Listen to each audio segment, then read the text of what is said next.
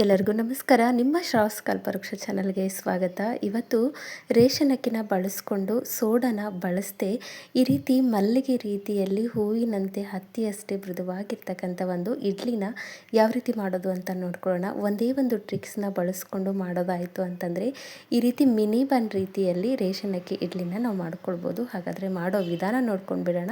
ಮೊದಲಿಗೆ ನಾನಿಲ್ಲಿ ಒಂದು ಪಾತ್ರೆಗೆ ಅಕ್ಕಿನ ಅಳತೆ ಮಾಡ್ಕೊಳ್ತಿದ್ದೀನಿ. ಅಕ್ಕಿ ಬಂದು ರೇಷನ್ ಅಕ್ಕಿ ಅಥವಾ ಸೊಸೈಟಿ ಅಕ್ಕಿ ಅಂತ ಹೇಳ್ತೀವಲ್ಲ ಆ ಅಕ್ಕಿ. ಹಾಗೆ ರೈಸ್ ಇದ್ದರೆ ಅದನ್ನು ಕೂಡ ಬಳಸ್ಕೊಳ್ಬೋದು. ಒಟ್ಟಲ್ಲಿ ನೀವು ಮನೆಯಲ್ಲಿ ಯಾವ ಅಕ್ಕಿನ ಬಳಸ್ಕೊಳ್ತೀರಿ ಅನ್ನ ಮಾಡಲಿಕ್ಕೆ ಅದೇ ಅಕ್ಕಿ ಕೂಡ ತೊಗೊಳ್ಬೋದು. ನಾನಿಲ್ಲಿ ರೇಷನ್ ಅಕ್ಕಿನ ಬಳಸ್ಕೊಳ್ತಿದ್ದೀನಿ. ನೋಡಿ, ಒಂದು ಮೇಜರ್ಮೆಂಟಿಗೆ ಒಂದು ಕಪ್ ತೊಗೊಂಡಿದ್ದೀನಿ. ಆ ಒಂದು ಕಪ್ಪಿಂದ 3 ಕಪ್ ಆಗುವಷ್ಟು ರೇಷನ್ ಅಕ್ಕಿನ ಹಾಕ್ಕೊಳ್ತಿದ್ದೀನಿ. ನೋಡಿ, ಅಳತೆ ಬಂದು 3 ಕಪ್ ರೇಷನ್ ಅಕ್ಕಿಗೆ 1 ಕಪ್ ಆಗುವಷ್ಟು ಉದ್ದಿನಬೇಳೆನ ಸೇರಿಸ್ಕೊಳ್ತಿದ್ದೀನಿ. 3 ಕಪ್ ರೇಷನ್ ಅಕ್ಕಿಗೆ 1 ಕಪ್ಪು ಉದ್ದಿನಬೇಳೆ ಸಾಕಾಗುತ್ತೆ. ಹಾಗೆ ಇಲ್ಲಿ ಇಡ್ಲಿ ವೈಟ್ ಕಲರಲ್ಲಿ ಬರಬೇಕು, ಹಾಗೆ ಸಾಫ್ಟಾಗಿ ಬರಬೇಕು ಇನ್ನೂ ಅನ್ನೋದಕ್ಕೋಸ್ಕರ ಅದೇ ಕಪ್ಪಿಂದ ಒಂದು 1/4 ಕಪ್ ಆಗುವಷ್ಟು ಮಾತ್ರ ಸಬ್ಬಕ್ಕಿನ ಬಳಸ್ಕೊಂಡಿದ್ದೀನಿ. ಸಬ್ಬಕ್ಕಿ ಇಲ್ಲ ಅಂದರೆ ಸ್ಕಿಪ್ ಮಾಡ್ಕೊಳ್ಬೋದು. ಇದು ಬೆಳ್ಳಗೆ ಇಡ್ಲಿನ ಕಲರ್ ವೈಟಲ್ಲಿ ಮಾಡುತ್ತೆ, ಅದರ ಜೊತೆಗೆ ಒಂದು ಸಾಫ್ಟ್ನೆಸ್ ಕೊಡುತ್ತೆ ಅನ್ನೋದಕ್ಕೋಸ್ಕರ ಸೇರಿಸ್ಕೊಂಡಿದ್ದೀನಿ. ಅದಿಲ್ಲ ಅಂತಂದರೆ ಸ್ಕಿಪ್ ಮಾಡಿ. ಒಂದು 1/4 ಸ್ಪೂನ್ ಆಗುವಷ್ಟು ಮೆಂತ್ಯಕಾಳನ್ನ ಸೇರಿಸ್ಕೊಂಡಿದ್ದೀನಿ. ರೇಷನ್ ಅಕ್ಕಿ ಆಗಿರೋದ್ರಿಂದ ಒಂದು 3-4 ಬಾರಿ ನೀಟಾಗಿ ತೊಳ್ಕೊಂಡು ಇಟ್ಕೊಂಡಿದ್ದೀನಿ.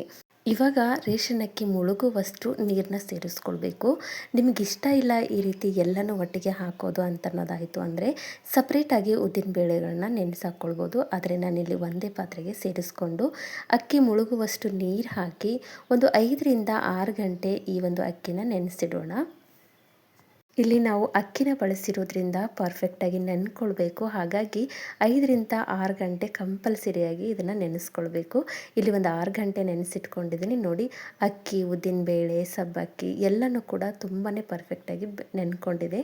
ಇವಾಗ ಇದರಲ್ಲಿರ್ತಕ್ಕಂಥ ನೀರನ್ನ ತೆಗೆದು ನಾವು ಇದನ್ನು ಮಿಕ್ಸಿ ಮಾಡ್ಕೊಳ್ಳೋಣ. ನಾನು ಕೂಡ ಇಲ್ಲಿ ನೀರನ್ನ ತೆಗೆದಿಟ್ಕೊಂಡಿದ್ದೀನಿ. ನೀಟಾಗಿ ಅಕ್ಕಿ ತೊಳೆದಿದ್ದಾಗಿತ್ತು ಅಂತಂದರೆ ಅದೇ ನೀರನ್ನ ನೀವು ರುಬ್ಬುವಾಗಲೂ ಕೂಡ ಬಳಸ್ಕೊಳ್ಬೋದು. ಇಲ್ಲ ಅಂತಂದರೆ ನಿಮಗೆ ಇಷ್ಟ ಇಲ್ಲ ಅಂದರೆ ಸ್ಕಿಪ್ ಮಾಡಿ ಬೇರೆ ನೀರನ್ನ ಬಳಸ್ಕೊಳ್ಬೋದು. ಇವಾಗ ಇದನ್ನು ಒಂದು ಸೈಡಲ್ಲಿ ಇಟ್ಬಿಡೋಣ. ಇವಾಗ ಇನ್ನೊಂದು ಸ್ಟೆಪ್ ಬಂದು ಒಂದು ಯಾವ ಕಪ್ಪನ್ನು ನೀವು ಅಳತೆಗೆ ಮೇಜರ್ಮೆಂಟಿಗೆ ತೊಗೊಂಡಿದ್ರಿ ಅದೇ ಕಪ್ಪಿಂದ 1 ಕಪ್ ಆಗುವಷ್ಟು ಅವಲಕ್ಕಿನ ಸೇರಿಸ್ಕೊಳ್ಳಿ. ಯಾವುದಾದ್ರೂ ಅವಲಕ್ಕಿನ ಸೇರಿಸ್ಕೊಳ್ಳಿ. ಗಟ್ಟಿ ಅವಲಕ್ಕಿ ಅಥವಾ ಮೀಡಿಯಮ್ ಸೈಜ್ ಅವಲಕ್ಕಿನ 1 ಕಪ್ ಆಗುವಷ್ಟು ಸೇರಿಸ್ಕೊಳ್ಬೇಕು. ಈ ರೀತಿ ಅವಲಕ್ಕಿ ಸೇರಿಸ್ಕೊಳ್ಳೋದ್ರಿಂದ ಇಡ್ಲಿ ಮೃದುವಾಗಿರುತ್ತೆ. ಹಾಗಾಗಿ ಇದನ್ನು ಕೂಡ ಒಂದು 2 ಸರಿ ತೊಳೆದಿಟ್ಕೊಂಡಿದ್ದೀನಿ. ನಾವು ಅಕ್ಕಿ ರುಬ್ಬುವಷ್ಟು ಟೈಮ್ನ ಇದಕ್ಕೆ ನೆನೆಯಕ್ಕೆ ಕೊಟ್ಟರೆ ಸಾಕು, ಅಂದರೆ ಒಂದು 10 ನಿಮಿಷದಲ್ಲಿ ನೆನ್ಕೊಂಡ್ಬಿಡುತ್ತೆ. ಹಾಗಾಗಿ ಇದು ಕೂಡ ಮುಳುಗುವಷ್ಟು ನೀರನ್ನ ಸೇರಿಸಿ ಒಂದು 10 ನಿಮಿಷ ಅಂದರೆ ಅಕ್ಕಿ ರುಬ್ಬುವಷ್ಟು ಟೈಮ್ನ ಕೊಟ್ಕೊಂಡು ನೆನೆಸೋಕ್ಕಿಟ್ಬಿಡೋಣ. ಇವಾಗ ನೆನೆಸಿರ್ತಕ್ಕಂಥ ಅಕ್ಕಿನ ನಾವು ಮಿಕ್ಸರ್ ಜಾರಿಗೆ ಹಾಕಿ ರುಬ್ಕೊಳ್ಬೇಕು. ನೆನೆಸಿರ್ತಕ್ಕಂಥ ಅಕ್ಕಿನ ನಾನಿಲ್ಲಿ ಮಿಕ್ಸರ್ ಜಾರಿಗೆ ಸೇರಿಸ್ಕೊಳ್ತಿದ್ದೀನಿ. ನಾನು ಉದ್ದಿನಬೇಳೆ ಇರಲಿ, ಸಬ್ಬಕ್ಕಿ ಇರಲಿ, ಅಕ್ಕಿನ ಎಲ್ಲನೂ ಒಟ್ಟಿಗೆ ನೆನೆಸಿರೋದ್ರಿಂದ ಸಪ್ರೇಟಾಗಿ ಏನೂ ರುಬ್ಕೊಳ್ತಿಲ್ಲ. ನೀವೇನಾದರೂ ಉದ್ದಿನಬೇಳೆನ ಸಪ್ರೇಟಾಗಿ ನೆನೆಸಿತ್ತು ಆಯಿತು ಅಂತಂದರೆ ಮೊದಲಿಗೆ ಉದ್ದಿನಬೇಳೆ ರುಬ್ಕೊಂಡ್ಬಿಡಿ, ನಂತರ ನೀವು ಅಕ್ಕಿನ ರುಬ್ಕೊಳ್ಬೇಕು.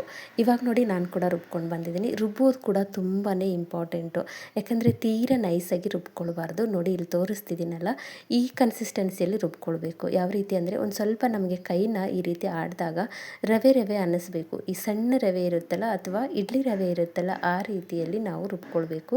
ಅಂದರೆ ಸ್ವಲ್ಪ ಸಣ್ಣದಾಗಿ ರವೆ ರೀತಿಯಲ್ಲಿ ರುಬ್ಕೊಂಡಿಟ್ಕೊಂಡಾಗ ಮಾಡ್ತಕ್ಕಂಥ ಇಡ್ಲಿ ಕೂಡ ಅರಳಿಕೊಂಡು ಬರುತ್ತೆ. ತೀರಾ ನೈಸಾಗಿ ರುಬ್ಬಿದ್ದಾಯಿತು ಅಂದರೆ ಇಡ್ಲಿ ಗಟ್ಟಿ ಅನ್ನಿಸ್ಬಿಡುತ್ತೆ. ಹಾಗಾಗಿ ಪ್ರತಿ ಸ್ಟೆಪ್ ಕೂಡ ಇದೇ ರೀತಿಯಲ್ಲಿ ನೀವು ರುಬ್ಕೊಳ್ಬೇಕಾಗತ್ತೆ. ಇವಾಗ ರುಬ್ಬಿರ್ತಕ್ಕಂಥ ಮಿಶ್ರಣನ ಬೇರೊಂದು ಪಾತ್ರೆಗೆ ನಾನಿಲ್ಲಿ ತಗೊಳ್ತಿದ್ದೀನಿ. ನೋಡಿ, ನೆನಪಿರಲಿ, ಪ್ರತಿ ಬ್ಯಾಟರ್ ಕೂಡ ಅಂದರೆ ಪ್ರತಿ ಬ್ಯಾಚ್ ಕೂಡ ಈ ಒಂದು ಕನ್ಸಿಸ್ಟೆನ್ಸಿಯಲ್ಲಿ ಅಂದರೆ ರವೆ ರೀತಿಯಲ್ಲಿ ರುಬ್ಕೊಳ್ಬೇಕು. ಅಂದಾಗ ಮಾತ್ರ ಮಾಡ್ತಕ್ಕಂಥ ಇಡ್ಲಿ ಕೂಡ ಮಲ್ಲಿಗೆ ರೀತಿಯಲ್ಲಿ ಅರಳ್ಕೊಳ್ಳುತ್ತೆ. ನೋಡಿ, ನಾನು ಕೂಡ ಇಲ್ಲಿ ಪ್ರತಿ ಬ್ಯಾಚನ್ನು ಕೂಡ ಇದೇ ರೀತಿಯಲ್ಲಿ ರುಬ್ಕೊಳ್ತಿದ್ದೀನಿ. ಒಂದು 3 ಬ್ಯಾಚನ್ನ ನಾನು ರುಬ್ಬಿಟ್ಕೊಂಡಿದ್ದೀನಿ. ಇಷ್ಟೊತ್ತಿಗೆ ಆಲ್ರೆಡಿ ಅವಲಕ್ಕಿ ನೆನ್ಕೊಂಡಿತ್ತು. ಇದರಲ್ಲಿ ಇರ್ತಕ್ಕಂಥ ನೀರನ್ನ ತೆಗೆದಿಟ್ಕೊಂಡಿದ್ದೀನಿ. ಇವಾಗ ಇದನ್ನು ಕೂಡ ನಾವು ರುಬ್ಕೊಳ್ಬೇಕಾಗತ್ತೆ.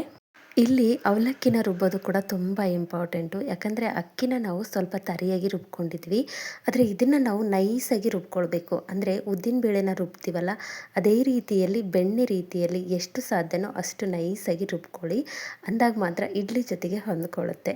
ಇವಾಗ ರುಬ್ಬಿದ್ದಾಗಿದೆ. ಈ ಮಿಶ್ರಣನೂ ಕೂಡ ನಾನು ಅಕ್ಕಿ ಮಿಶ್ರಣಕ್ಕೆ ಸೇರಿಸ್ಕೊಳ್ತಿದ್ದೀನಿ. ನೋಡಿ ಉದ್ದಿನಬೇಳೆ, ಸಬ್ಬಕ್ಕಿ ಹಾಗೆ ಅಕ್ಕಿ, ಅದರ ಜೊತೆಗೆ 1 ಸ್ಪೂನ್ ಆಗುವಷ್ಟು ಮೆಂತ್ಯ ಕಾಳನ್ನ ಸೇರಿಸ್ಕೊಂಡಿದ್ವಿ. ಇದೆಲ್ಲಕ್ಕಿಂತ ಇಂಪಾರ್ಟೆಂಟಾಗಿ ಈ ಒಂದು ಹೋಟೆಲ್ ಶೈಲಿ ಒಳಗೆ ಇಡ್ಲಿ ಬರಬೇಕು ಅಂತಂದರೆ ಈ ಒಂದು ಬನ್ಸಿ ರವಾನ ನಾವು ಸೇರಿಸ್ಕೊಳ್ಬೇಕು ಅಥವಾ ಉಪ್ಪಿಟ್ಟಿನ ರವಾನ ಸೇರಿಸ್ಕೊಳ್ಬೇಕು.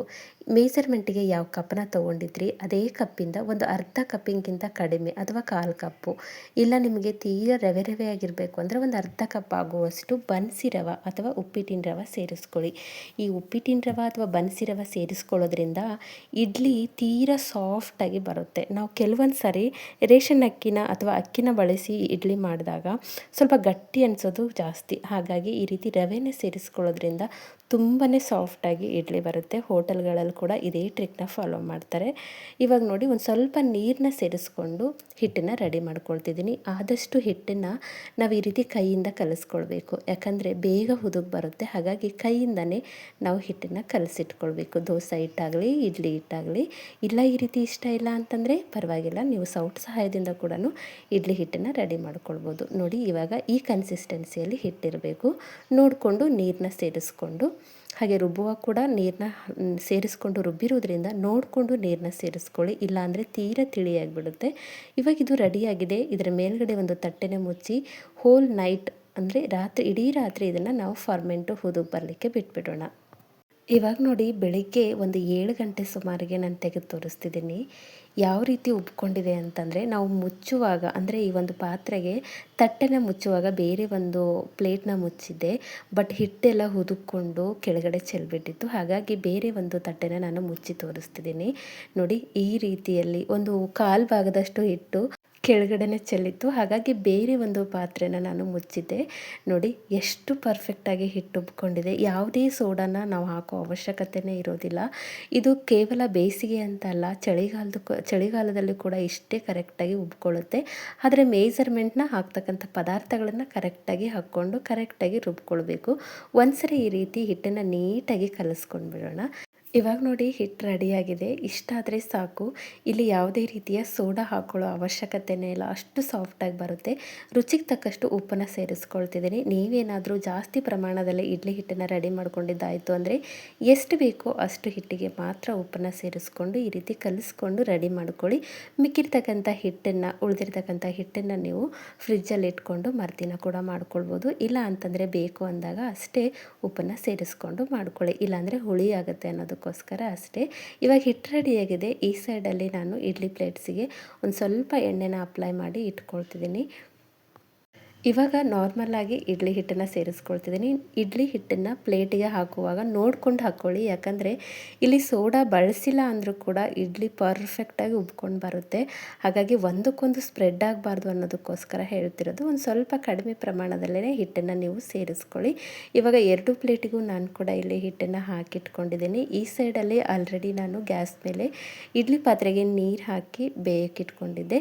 ಇವಾಗ ನಾನು ರೆಡಿ ಮಾಡಿರ್ತಕ್ಕಂಥ ಪ್ಲೇಟ್ಸ್ನ ಜೋಡಿಸ್ಕೊಂಡು ಒಂದು ಮೀಡಿಯಮ್ ಫ್ಲೇಮಲ್ಲಿ ಇಟ್ಕೊಂಡು 5ರಿಂದ 6 ನಿಮಿಷ ಬೇಯಿಸ್ಕೊಂಡ್ರೆ ಸಾಕು.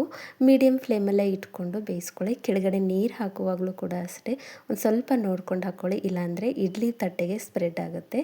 ಇವಾಗ ನೋಡಿ ನಾನು ಕೂಡ ಮೇಲ್ಗಡೆ ಒಂದು ಪ್ಲೇಟ್ನ ಮುಚ್ಚಿ ಒಂದು 5 ನಿಮಿಷ ಮೀಡಿಯಮ್ ಫ್ಲೇಮಲ್ಲಿ ಇಟ್ಕೊಂಡು ಬೇಯಿಸ್ಕೊಂಡಿದ್ದೀನಿ. ತೆಗೆದು ತೋರಿಸ್ತಿದ್ದೀನಿ. ಇಡ್ಲಿ ಪರ್ಫೆಕ್ಟಾಗಿ ಉಬ್ಕೊಂಡಿದೆ. ಇದನ್ನು ಕೆಳಗಡೆ ಇಳಿಸ್ಕೊಂಡು ಒಂದ್ಸರಿ ಚೆಕ್ ಮಾಡ್ಕೊಳ್ಳಿ. ಮೇಲ್ಗಡೆ ಇದ್ದಾಗ ಕೈಗೆ ಏನಾದರೂ ಅಂಟಿತ್ತು ಅಂದರೆ ಇನ್ನೊಂದು ನಿಮಿಷ ಬೇಯಿಸ್ಕೊಳ್ಳಿ. ಇಲ್ಲಾಂದರೆ ಈ ರೀತಿ ಕೆಳಗಡೆ ಇಳಿಸ್ಕೊಂಡು 1 ನಿಮಿಷ ಒಂದು ಸ್ವಲ್ಪ ತಣ್ಣಗಾಗಬೇಕು. ನಮಗೆ ಈ ಪ್ಲೇಟ್ನ ಮುಟ್ಲಿಕ್ಕೆ ಆಗಬೇಕು, ಅಷ್ಟು ಸ್ವಲ್ಪ ತಣ್ಣಗಾದರೆ ಸಾಕು.